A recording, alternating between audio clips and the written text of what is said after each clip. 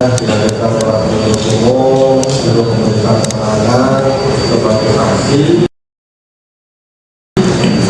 dalam perkara terdakwa, dan oleh karenanya yang keterangan saudara berulang raya di hadapan hukum disumpah dulu karena tempatnya beragama Islam sekaligus bersama-sama. Silakan berdiri.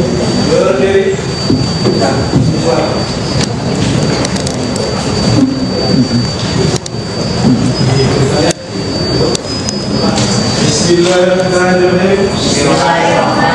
Demi Allah saya bersumpah sebagai saksi dalam perkara ini memberikan akan memberikan benar tiada lain daripada yang sebenarnya.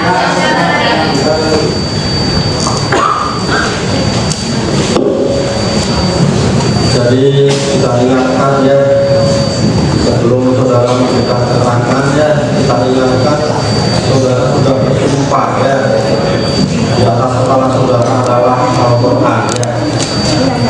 Tentunya sebagai pengurus agama yang baik, saudara percaya akan dosa, percaya akan pembalasan ya. Jangan saudara datang ke sini ingin mendapat pahala tapi malah mendapat dosa ya. Dan tentunya sebagai warga negara yang baik tentunya harus taat hukum, berikan keterangan yang benar, jangan bohong ya, karena ada ancaman pidananya ya.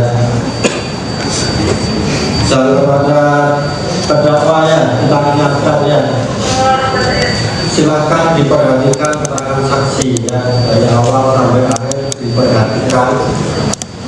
Nanti saudara juga punya hak untuk bertanya secara langsung, dan nanti di akhir keterangan saudara akan dimintai pendapat keterangan saksi ini benar atau tidak. Itu ya. Selanjutnya kita tanyakan kepada penuntut umum, dari 4 saksi ini yang mana yang mau kita periksa terlebih dahulu?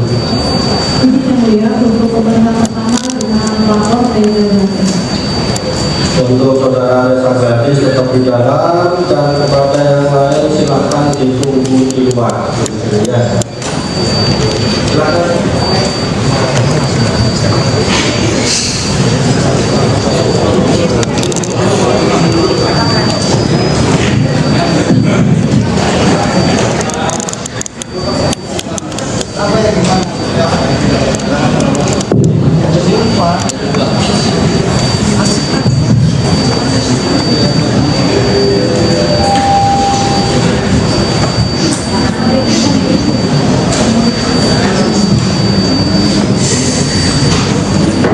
Jadi kita ingatkan kepada saksi ya, kepada penuntut umum, terdakwa dan penasihat hukumnya, bahwa untuk persidangan hari ini kita bukanya dan lagi makanya perkara molor karena ada melakukan perang. Untuk itu biar kita fokus, biar kita tidak bertele-tele ya. Silakan untuk fokus apa yang ada di surat dakwaannya. Dan kepada saksi ya, sebelum menjawab kita ingatkan untuk dijawab yang ditanya saja. Kalau nggak ditanya nggak usah dijawab ya, artinya itu nggak penting. Nggak ditanya nggak dijawab, nggak penting gitu ya. Terus juga kalau belum jelas minta diulang ya, minta diulang pertanyaannya yang jelas. Terus kalau ada pertanyaan yang sudah ditanya diulang lagi, silakan menjawab sudah dijawab gitu ya. Dan untuk kesempatan pertama silakan dari penuntut umum untuk mengajukan pertanyaan. Silakan. Terima kasih ya. Dan kita ingatkan ya, boleh bertanya semuanya atau boleh melewati ya. Jadi jangan bolak-balik sudah tanya baru kedua JPU balik lagi yang pertama, begitu ya. Silakan. Terima kasih mohon izin. Saudara saksi sudah mendengar ini ya. Alhamdulillah sehat. Saudara saksi pernah dilakukan pemeriksaan di Polda Metro. Betul. Menjadi saksi. Betul. Ingat tanggal berapa? Untuk saya pengaduan itu di tanggal 1 Desember, untuk pelaporan itu di tanggal 3 Desember. Untuk pemeriksaan siapa? Pemeriksaan hari ini saya lupa. Saya ingatkan 14 Februari 3 Januari 2025, Baik. yang kedua 14 Februari 2025, dan yang ketiga 14 April 2025. Baik. Pada saat memberi keterangan di persidangan apa di BAP di penyidikan, itu kan 3 kali. Betul. Ada paksaan, Tidak ada. ada ancaman, Tidak ada. semua yang telah ditandatangan sebelum memberikan tanda tangan ada dibaca terlebih dahulu, Dibaca. dibaca yang pertama. Betul. Oke. Saya mau saudara kenal dengan terdakwa. Saya Kenal dengan terdakwa ini sejak kapan? Saya kenal saat itu kalau tidak salah tahun 2000 izin menjawab. Saya kenal dengan terdakwa. Izin, ya. Saya kenal dengan terdakwa kalau tidak salah yang mulia di tahun 2000 atau 2021. Yang mulia terdakwa pernah ke rumah saya untuk datang syuting salah satu stasiun TV, yaitu acara di Kita Kepo di Trans TV. Setelah itu terdakwa datang ke rumah saya sebagai host, kemudian kami melakukan syuting. Pada saat sampai dengan masalah ini terjadi, saya tidak pernah berkomunikasi kembali dengan terdakwa. Oke. Jadi semenjak syuting itu sampai dengan saat ini tidak pernah berkomunikasi dengan terdakwa. Iya betul, Oke. sampai dengan masalah ini. Oke. Sekarang saya mau tanyakan langsung start saja pada poin. Baik. Di bulan Oktober tahun 2024, Betul? berdasarkan keterangan saudara di BAP, Iya. saudara menjelaskan bahwa melihat review atau postingan-postingan yang dilakukan oleh Dr. Samira Betul. dan terdakwa. Iya. Bisa saudara ceritakan apa yang diposting oleh Dr. Samira, apa yang diposting oleh terdakwa, dan apa di media sosial apa di TikTok, apa di Instagram, dan apa isi-isinya gitu. Baik, izinkan saya menjelaskan yang mulia. Jadi pada saat itu tanggal 9 Oktober 2024, manajer saya yang bernama Sylvia Novitasari memberikan informasi kepada saya melalui akun WhatsApp. Beliau mengatakan ada akun yang bernama Dokter Detektif. Beliau mereview produk saya, yaitu serum booster with vitamin C, dan beliau betulkan dengan serum milik lain, yaitu Hanasu yang mulia. Akan tetapi beliau hanya mengecek salah satu ingredientsnya saja, sedangkan produk yang saya memiliki lebih dari 7 ingredients. Kemudian dibetulkan dengan serum yang hanya memiliki dua ingredients, dan yang dicek adalah kadar niacinamide. Setelah itu kadar niacinamide. Bentar ya, kita ingatkan saudara jangan berpendapat dulu. Silahkan nggak saudara lihat yang di review itu apa ya. Iya, baik yang mulia. Yang di review itu serum booster with vitamin C dibetulkan dengan serum yang ada di produk merek Hanasu yang mulia. Seperti itu. Dan kemudian beliau mengatakan produknya ini overclaim, kemahalan, yang jualnya seorang dokter. Kemudian dilanjut di tanggal 11 Oktober 2024 yang mulia. Kemudian saya menghubungi saya bahwa akun Dokter Detektif tersebut memposting kembali video yang berisikan produk saya yang bernama Anti-Aging. Beliau mereviewnya salah satu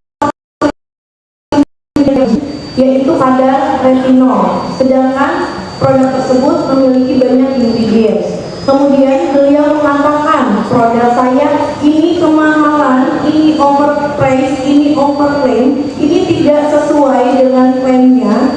Jadi kamu tidak boleh berjualan. Kamu harus minta maaf sama masyarakat karena kamu sudah menipu masyarakat. Padahal produk tersebut izin yang mulia sudah berbadan BPOM. Kemudian dilanjut yang ketiga. Setelah itu saya memberikan informasi tersebut karena sudah kedua kalinya kepada suami saya. Di saat itu posisinya kami sedang melakukan meeting yang mulia, yaitu meeting produk bersama manajer sales marketing, yaitu yang bernama Pak Arif. Suami saya kembali menceritakan kepada Pak Arif yang mulia. Lalu kemudian Pak Arif mengenali akun Dokter Detektif tersebut dan menyuruh saya dan suami melakukan untuk mendatangi akun rumah Dokter Detektif tersebut. Kemudian setelah itu suami saya diberikan nomornya oleh Pak Arif, nomor Samira tersebut kepada suami saya. Akan tetapi sebelumnya Dokter Samira itu berhubungan lewat telepon dengan Pak Arif, memberi informasi bahwa Dokter Mufid akan kemudian diizinkan. Setelah itu, Dr. Samira memberikan voice note yang mulia kepada saya melalui Pak Arif tersebut, yaitu sales marketing tersebut, yang berisi yaitu saya harus membuat video minta maaf kepada masyarakat karena saya sudah menipu masyarakat dan saya pegang DIP-nya semua. Kalau misalkan kamu posting, tidak boleh posting mengenai penjelasan produk atau pembelaan karena nanti saya keluarkan DIP-nya hancur nama Reza. DIP itu data informasi produk. Betul. Oke, kemudian setelah itu saya tidak boleh berjualan terlebih dahulu. Jangan jualan. Memang tidak cukup, kamu sudah kaya. Memang kurang, memang kamu takut miskin. Seperti itu yang mulia. Dan beliau juga mengancam bahwa beliau mengenali dengan dekat dengan oknum-oknum petinggi-petinggi, pejabat-pejabat yang ada di BPOM yang mengharuskan saya untuk membuat video permintaan maaf kepada masyarakat. Beliau kemudian, saya dengan berat hati karena saya melihat karyawan saya membuat video di tanggal 15 Oktober 2024 saya membuat video tersebut yang berisikan saya saya mengucapkan maaf kepada masyarakat karena sudah membuat kegaduhan apabila ada konten saya yang kurang berkenan dan bukan berhubungan dengan produk karena produk saya tidak bermasalah yang mulia. Kemudian setelah itu saya mengirimkan kepada Pak Arif dan Pak Arif mengirimkan kepada akun dokter detektif tersebut. Setelah itu dokter detektif tidak menyetujui video tersebut karena tidak mengucapkan terima kasih kepada dokter detektif. Kemudian saya membuat tag ulang videonya yang mulia dengan format yang sudah dikirim oleh beliau yang di-forward oleh Pak Arif itu kepada saya. Saya mengirimkan ulang video yang sudah saya revisi. Setelah itu baru di-approve. Ini tentang dan saya posting di media Niki sosial apa saya tentang di Doktif? TikTok Reza Gladys.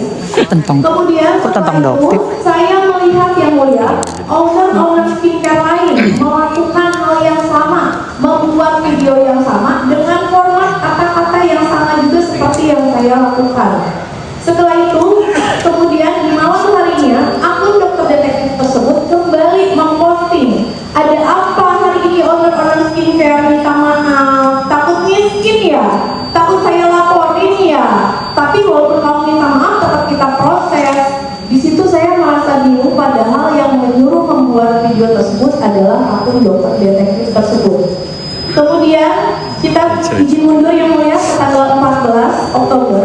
Akun yang manajer akun dari dokter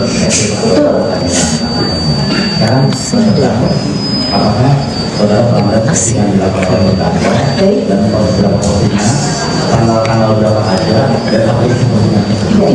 Kemudian manajer saya di tanggal 14 memberikan informasi bahwa ada akun yang bernama Niki Hurhara yang mulia di TikTok. Beliau mengatakan bahwa saya itu abu-abu yang mulia badannya. Tanggal berapa ya? Di tanggal 14 Oktober yang mulia. Ya, 2024. Di tanggal 14 Oktober 2024, manajer saya melihat akun yang sedang live yaitu Niki Hurhara. Beliau mengatakan yang mulia, jangan dibeli, itu si Reza yang lagi direview sama Doktif, walaupun dia dokter tapi dia produknya berbahaya, badannya abu-abu, selain itu juga mukanya dempul, beruntusan. Terus setelah itu mengatakan bahwa saya ini begeng yang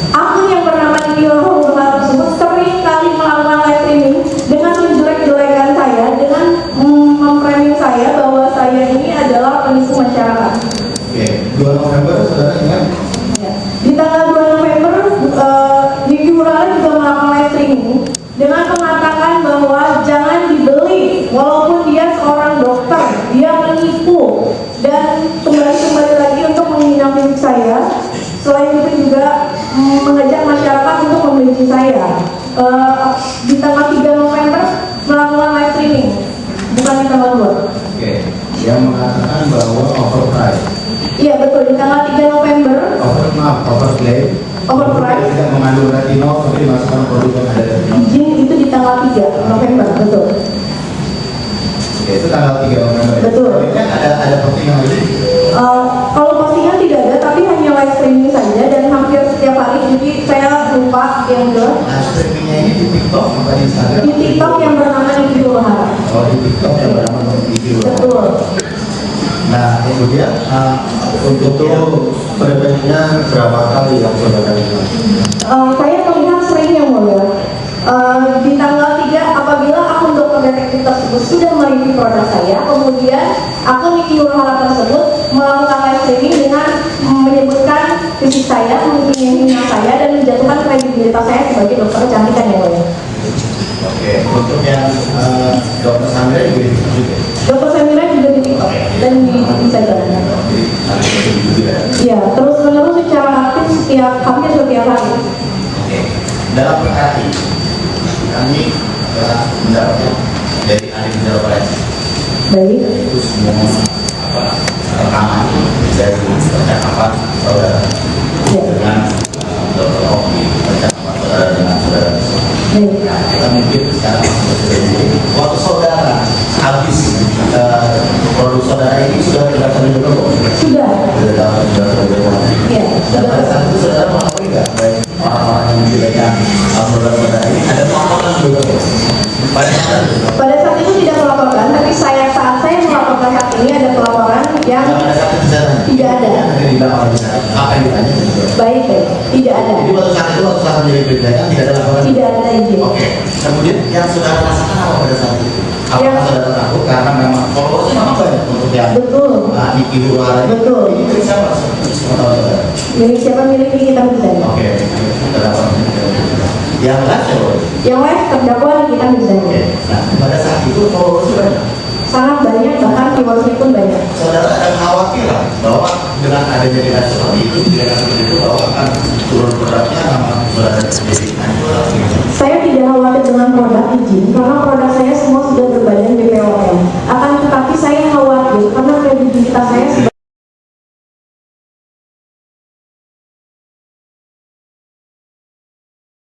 kalau misalkan badan saya abu-abu di live dan aslinya mukanya berbeda, jangan dibeli, kamu jangan mau ditipu sama dia.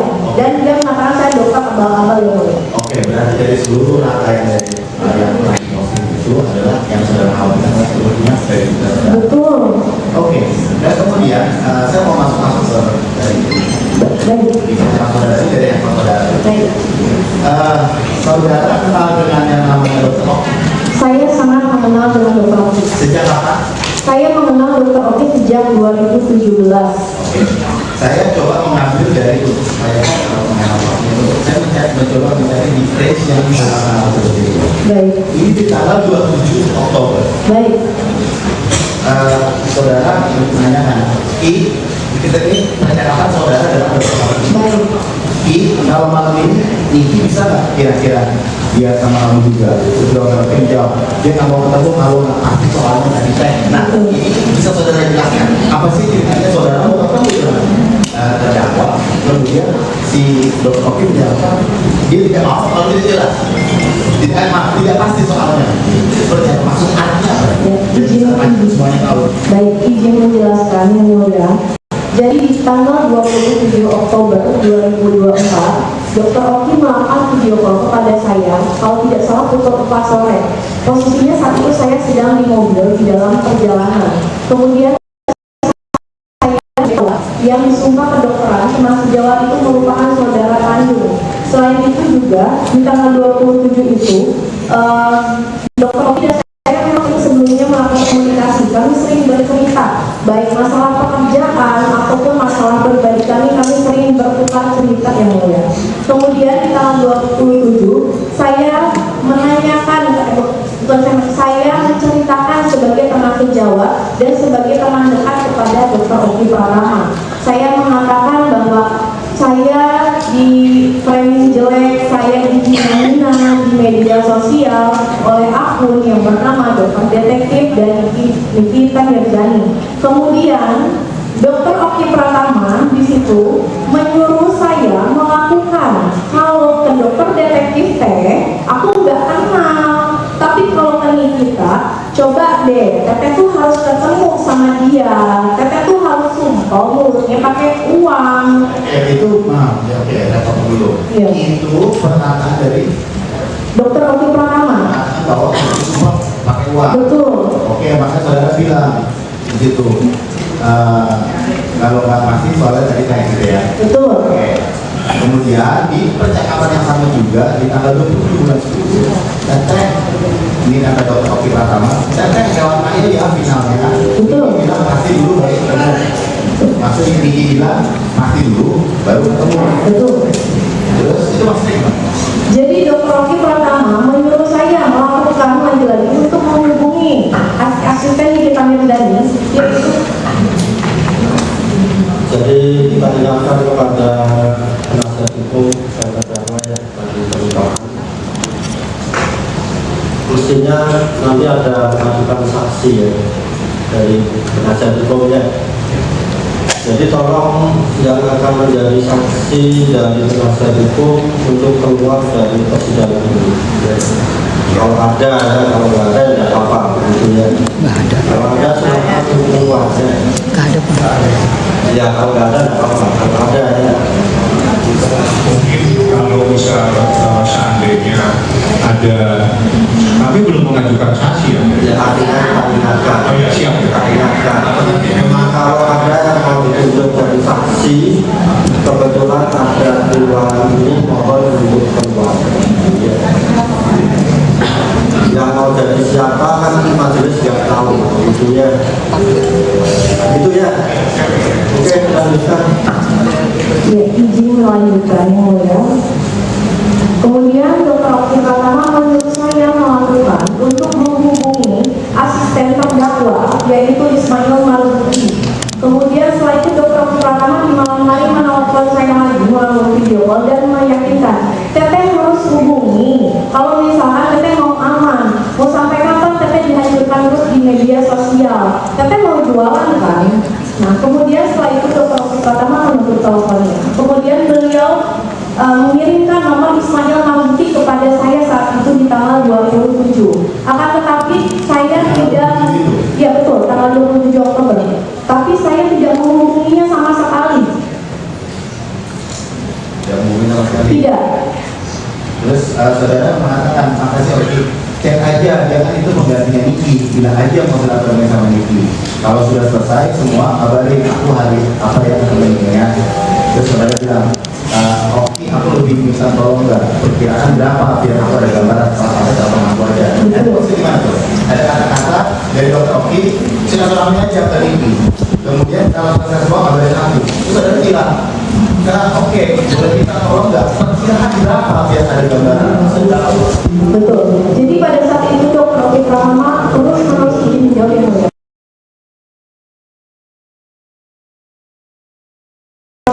Terus izin menjawab yang mulia. Pada saat itu Dokter beliau mencontohkan seperti setahun-tahun berikutnya. Teteh lihat nggak pada saat itu MSGO dihajar kan sama Niki. Terus betul. Produk kecantikan juga izin ya. Beliau pada saat MSGO dijelek-jelekan, ownernya dijelek-jelekan, dihina-hina sama Niki. Teteh ingat nggak? Udah damai kan sekarang? Ya karena dia dibayar.